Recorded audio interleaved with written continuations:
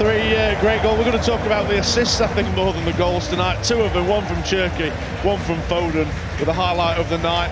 You know, Palace, they put a good shift in, they threatened at times, but once City went 2-0 up, the game was never in doubt, and when the third one went in, that was a good night for Crystal Palace.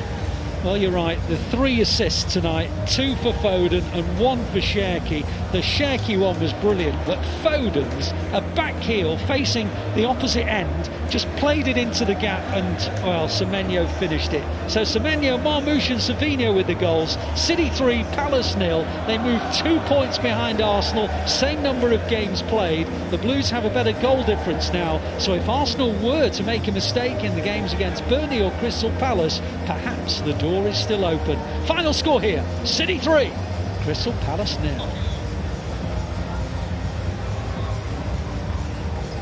Well, let's go back to the studio and we can join Kel. Full time here at the Etihad Stadium, bringing some pictures after the full-time whistle. It's finished Manchester City 3, Crystal Palace 0. 3 points secured, and they've closed the gap to Arsenal to 2 points. Alongside me, Andrée Jeglertz and Nedum Onuoha. Nedum, great day at the office for the boys in blue. Yeah, it certainly has ended up being that way. You know, not least of all for Mark Gay, he playing against his former side, you know, getting that 3-0 win. But yeah, it's really good day in the end. I think the start was a bit concerning when they had that goal, where Palace had that goal ruled out for that narrow offside. But from then, I think City, for the most part, you know, they did dominate. Palace looked a little bit off it, especially in that second half. But that didn't matter to City, and the fact that, you know, it seems like everybody's in good health and brought on some quality players as well, it's the perfect send-off before going to Wembley this weekend. It does really feel like that is the perfect send-off for the boys. Some fans there behind us absolutely loving that. André, we knew Crystal Palace might carry a bit of a threat. They went with the 5 at the back, but they didn't seem to trouble City too much after the first 20 minutes. Was that because of City's control or because of Crystal Palace's, kind of lacklustre performance a little bit? I think it's probably a mix. I think that there was no real threats from Crystal Palace in that one. I think that they had some opportunities, but they gave the ball away in some transition moment, and I think that was probably causing no bigger threats for Man City.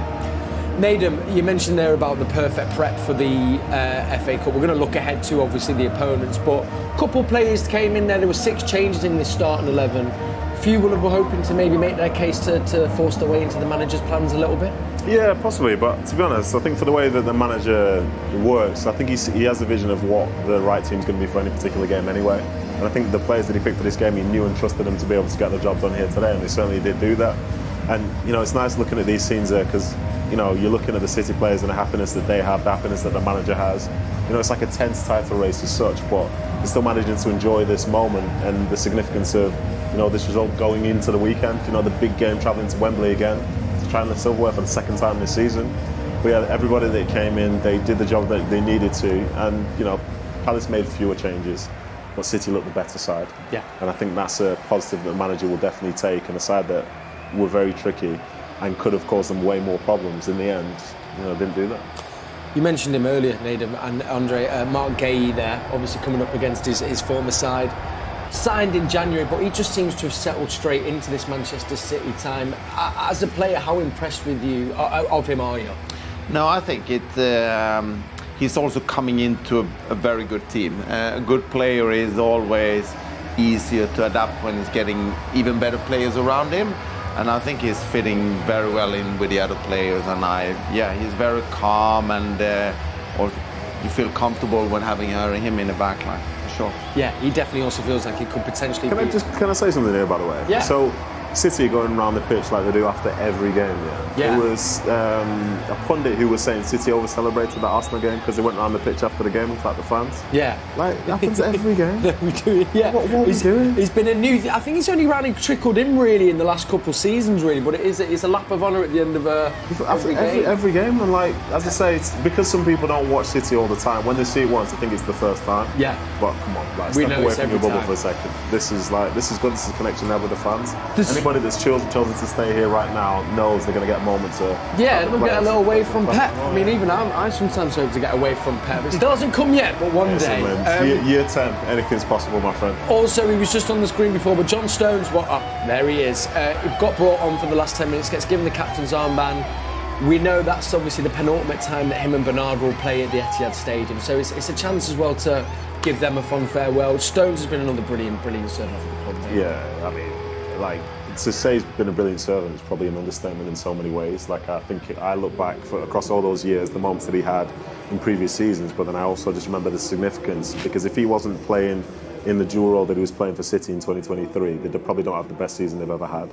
To be able to be composed enough to play centre half, but composed enough to play in midfield as well. Yeah. And, you know, he was a big part of that game against Real Madrid in that first half, where I personally think it's the best performance one of the best performances I've ever seen. Agreed. So he's an icon. We've spoken about Bernardo Silva before the game as well, and it's good that there's still a sentimental side of things and the fact that they're still out there.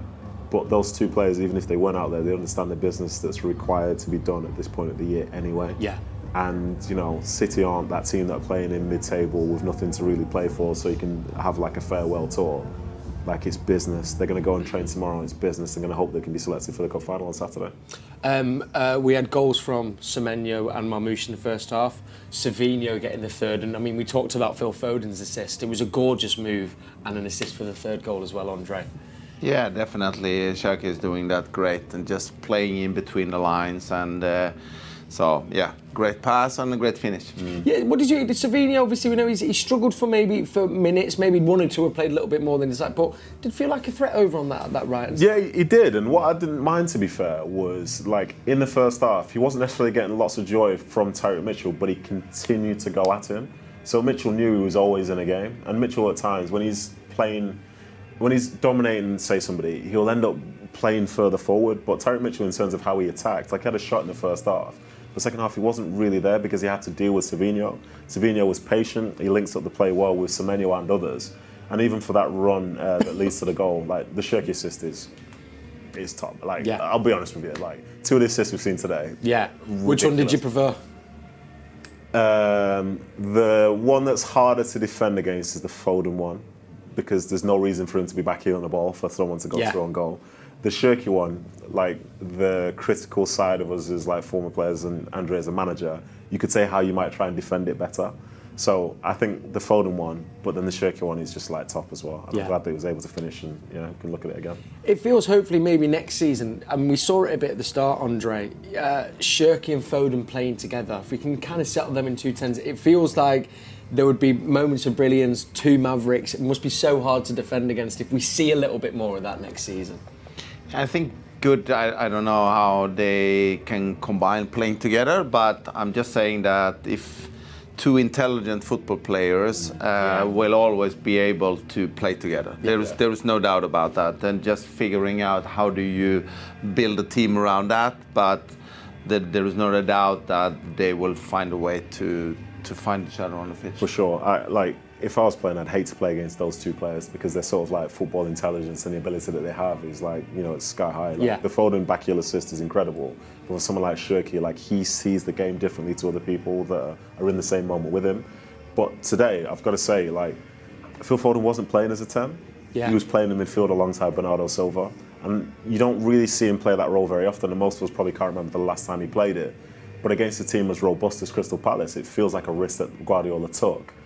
But it's a risk that, like, made perfect sense as the game developed. And shout out to Phil, like, a story I have is from Joe Hart, and there was a game they were playing with David Silva, and David was incredible because, you know, David is incredible. And the game finished and the players were so happy with what David did, and David came up to them and says, "Oh, did you see what I did?" And they're like, "Yeah, you got this." And he says, "No, do you remember the header I won?" Because that, to David, was the most important thing, a header that he won in midfield. And Phil Foden, I think he's won 3 or 4 headers in that game there, over the top of people in that midfield, leading arm. Let's have some of that, Phil Foden, yeah? So for me, I love that. I love that commitment to play that position in that manner. Not be soft in there, be stern, be tough, battle because this was a game that required that battling, but then also showed the quality of the back heel as well. My dad turned to me, and again, we know, as we said, Bernardo Silva is going to be irreplaceable in so many ways. But is there a space? There's a space there to be filled, and is Phil Foden potentially a player who can do that? No, absolutely not. Why not name him? Because if you look at Bernardo Silva's heat map, it's just a red pitch. Like, he's everywhere. Bernardo Silva is everywhere. Like, sometimes we'll see him drop into the back line. Sometimes you think, does he need to? Maybe not. Other times he's higher, he's ahead of the ball. Sometimes he's out wide on the left. Sometimes he's out wide on the right. Other times he's like the last player trying to play on someone's shoulder to get in on goal. So, no, I don't think he'll replace him in that manner. There might be players who have a similar tendency, but I don't think that's Phil. But to be honest, that's completely fine because Phil's incredible anyway. Yeah. We'll just get him near the box, actually. Yeah. Get him next to Shirky Harlem. 100%. Let's head down pitch side because the heat map for Alistair Mann and Nicky Weaver will have been firmly in the stand in the commentary box. Here's their thoughts at full time. Yeah, welcome back to the commentary box. Myself and Nicky Weaver have been describing a 3-0 win for the Blues against Crystal Palace. It's a game where we were remembering the assists as much as the goals. Yeah, it's been a great night at the Etihad. Phil Foden's first assist was unbelievable. He's facing the opposite direction. He's sort of done a back heel that's put Antoine Semenyo through on goal for a first time finish into the bottom corner, and then Cherky later on in the game when he was introduced. Fantastic. He's got a great run, broke from the halfway line, and the weight of his pass in between two defenders for Savinho to finish and make it 3-0. So yeah, I think we'll be talking about the assists more than the goals. And of course we're talking about young players in their early 20s predominantly. What a bright future we've got here. Absolutely. Listen, it's been a bit of a transition season, and you can see the younger players coming through now. Obviously, we've heard huge ovations tonight for Bernardo, and John Stones will be moving on to pastures new. But yeah, it's time for other people to step up, and they're certainly doing that. But yeah, first half was terrific tonight. All sorts of things going on.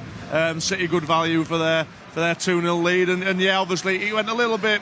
The second half was never going to be as entertaining as the first half, and I think the third goal come at a good time just to kill Crystal Palace off just as they were starting to get back into the game a little bit. And how significant that now they've won tonight, City, it means Arsenal can't win the league next Monday. All part of the subplot, wasn't it? Absolutely. And listen, you know, the Premier League's put to the side for us now. We've got the FA Cup final to think about. But yeah, we want to take it to the last game. We need to beat Bournemouth. Anything can happen if it goes to the last game. And let's hope that something, surprises people and does happen. Because you never know what can happen in football. But yeah, listen, massive game on Saturday now to look forward to. Final word on the cup final. Have you got any thoughts in mind as to what the 11 Pep Guardiola might pick? Well, I think Phil Foden will give him a little bit of a headache. But listen, I think, for certain we'll see more of the team that's been playing in the Premier League. Erling Haaland will definitely be back in the starting lineup. So yeah, it'll be changed again. The players who have been rested will be fresh. The players who have come in tonight have done well, so they'll be energised and ready to go again. They'll want more action. So yeah, a great night tonight, because when you do make changes, 6 of them Pep made, you do sort of put yourself out there to be criticised if things don't go wrong. Obviously the players have come in and done a fantastic job tonight, and 3-0 and it's job well done. Thanks as ever, Nicky Weaver on co-commentary tonight. It's been another good one for City. 2 back-to-back 3-0 wins at home here at the Etihad. They've now got a better goal difference than Arsenal. Might that prove significant? Well, the next 10 days or so will tell us. Back to you. Thank you, gents, for this evening. That does feel, André, if you wanted a run of performances and fixtures to go into a final, it would be the 2 we've had here at the Etihad. Will that be the conversation now in the dressing room? Is it very much now concentration, head down, FA Cup final on Saturday? Yeah, from tomorrow, I think. Yeah. Today, of course, you need to enjoy the win and making sure that you're really getting everything about confidence and boost from this. And then tomorrow, I'm 100% sure the focus will be on the cup final. On that cup final, obviously opponents Chelsea, maybe not coming into it in the best of form, but I guess it's one of those games where form is out the window. How do you feel about the game and the opponents, Chelsea and Nedum? Do you want to talk as a pundit or as a City fan? If you can give us a bit of both. Interestingly, I can't do both. I can't do both combined. As a pundit, as a go on. As a pundit, City arrive as significant favourites. But what I would reference is the previous 2 cup finals where the same was also true. Against Crystal Palace in particular, and then even the one against Manchester United where the manager was Ten Hag was going to lose his job. And through those 2 games, both sides, City probably could have won the game more often than not with the chances and stuff that it created, the moments that it created. But in a cup final, anything's possible. Playing under the pressure, playing in that sort of weather, in that environment, you know, it's great that you've got 40,000 people supporting you, but you've got 40,000 people supporting the opposition as well. It's really tough to play at Wembley in those conditions when it's so final. But for me, City, like, they arrive in this in what I still feel is a good moment. Yeah. I think they've got the majority of the squad available, so the manager can pick exactly who he wants. Obviously, I think Rodri might be out, might not, I'm not sure. But you know that they're capable of doing it. You know that they're capable of putting in good performances because we've seen them in like the last couple of games, especially the ones at home. And, you know, I'm very hopeful. I can't say I'm confident because I'm a City fan. Of course. It's illegal to be confident. Yeah. If you are confident, you're not a City fan. Yeah. But I'm very, very hopeful that they can get the job done, and I'm sure they're excited to go and play there and hopefully lift some more silverware. And as well, we can't forget that this squad have already been at Wembley once this season. Well, and did the job again. Well, yeah, and then also beat against. So that must also give them a little bit of an edge against Chelsea. Yeah, you could say this, but like, we shouldn't forget that Chelsea are also preparing for that moment. Chelsea haven't had a game in midweek, so they're coming more so from the rest side of things, you know. So that could be a positive for them in terms of their preparation. Yeah, true. But one thing that I would say is that City have the manager that they want in line to walk them out of Wembley on Saturday. I think from a Chelsea perspective, they have somebody who's filling the gap, waiting for the next person. And Callum McFarlane, yeah. He was great when he was at City. He was great for City under 20. As for Chelsea under 21s. But this is a different type of management. It's a different type of moment. And the players that they have, they're really good players. They'll be ready for the moment. But there's a reason why people are picking City's favourites. Yeah. Because they're more than capable of doing it. And then in a couple of weeks' time after that, Andrée, you'll be there with our women's team. How will the next couple of weeks look like, and how excited are you for an FA Cup final? Yes, of course, that would be amazing to play that game and go into Wembley. But now, first of all, everything is about doing the last game of the league, West Ham away, and have great celebration, lifting the trophy afterwards, and having after that 2 weeks, 1 week a little bit easier of recovery, and then 1 week heading in for the game. So yeah, it will be amazing weeks. Yeah, I've got to say as well, like, for football itself, it's very easy to be a part of football and take for granted what it's like to play at Wembley. Like, for some people, they're going to Wembley for the first time. Obviously, for some, they've been a few times. Yeah. But going there for the first time, but going not to watch a game, but to play in a game. Yeah, wow. And to play in a game of that size, you know, with what's on the line. Like, it's a crowning moment for the women, firstly having won the league and arriving there as, like, league champions. But to get a chance to see that and experience that. And obviously, it will be a tough game against a very good Brighton side. You know, you've done well against City and others recently. But it's an amazing feeling to play in crowds that big. Like, if you can indulge me here, so I watched the Women's Champions League semi-final between Barcelona and Bayern Munich, and the crowd was 60,000 people. And I thought to myself, I've never played in a stadium where 60,000 people have cheered for me. Wow. You know, and that's me as a male player through all the years that I played. Like, the scale of some of these moments is so big, and it's a privilege to be there, but they've also earned the right to be there. Yeah. And should they finish the game victorious, and hopefully the same will be there for City men on the weekend, like, these are days you will never, ever forget. No. And, you know, because they've done so well this year. I'm not confident because I'm a City supporter, but I'm incredibly hopeful because the quality that they have has been outstanding so far this year. And actually, it's a great point. And I guess that's partly the message to the girls is obviously there's going to be the pressure and the nerves there, but to go out there and enjoy it and just do what you've done all season is kind of carrying on in that mantra, I guess, Andrée. Yeah, and like you're saying, it's easy to say that just enjoy it and play the game. But of course, there is a lot of things into this game. But as long as you, like we always talk about, that no matter what kind of pressure you're having, you can still do the things that you're good at. You can still do the things we talked about. So that will definitely be the message. But just being at the stadium and everything around it will be, really something to look forward to. Well, we're going to be with you every step of the way, but first and foremost, enjoy those celebrations after the West Ham game. And massive congratulations again on the title. Nedum, loved being back with you on the show as well. We'll be hoping, of course, our men's do it. We'll hope our women's do it. And let's hope as well our youth team do it as well. It's the FA Youth Cup final tomorrow against Manchester United. We'll be covering that on City Plus. Thank you once again, gents. Thank you for watching. I'll be back with you for that game along with Nat and a whole host of other Manchester City legends. But until then, enjoy the rest of the week and we'll see you on Saturday. Good night. It's the Community Match Day!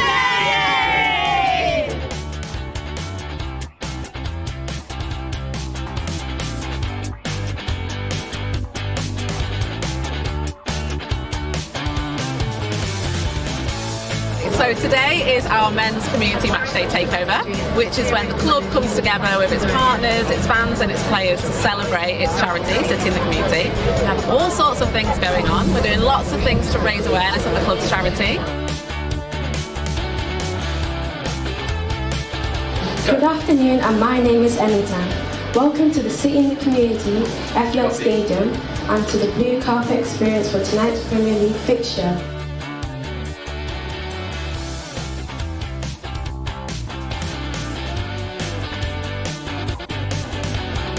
So in Manchester City, we're really passionate about being kind of one team, and that includes the men's and the women's and the charity. So it's absolutely important that when we do a big celebration matchday takeover with the men's squad, we do it with the women's squad as well.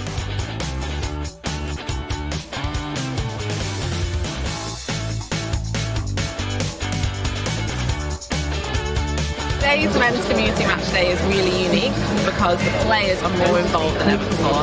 They actually made a financial donation in the build-up to this match day, which is really exciting, and that donation is going to go towards supporting our City mentoring programme, which is one-to-one sessions for local children who are vulnerable and kind of really need that support the most.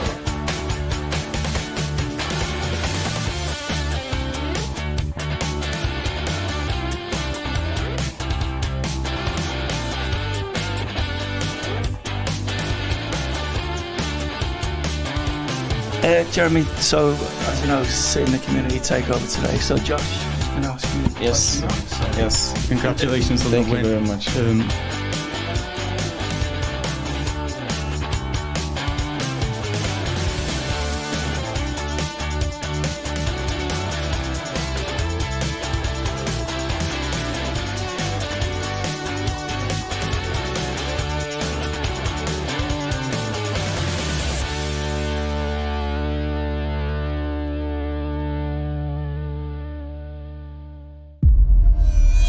And it's cup final day at Wembley. City are back at the Etihad South once again.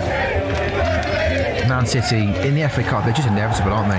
They've won at Wembley again. What is it about Pep Guardiola and the FA Cup? I love FA Cup. I love it. I love it.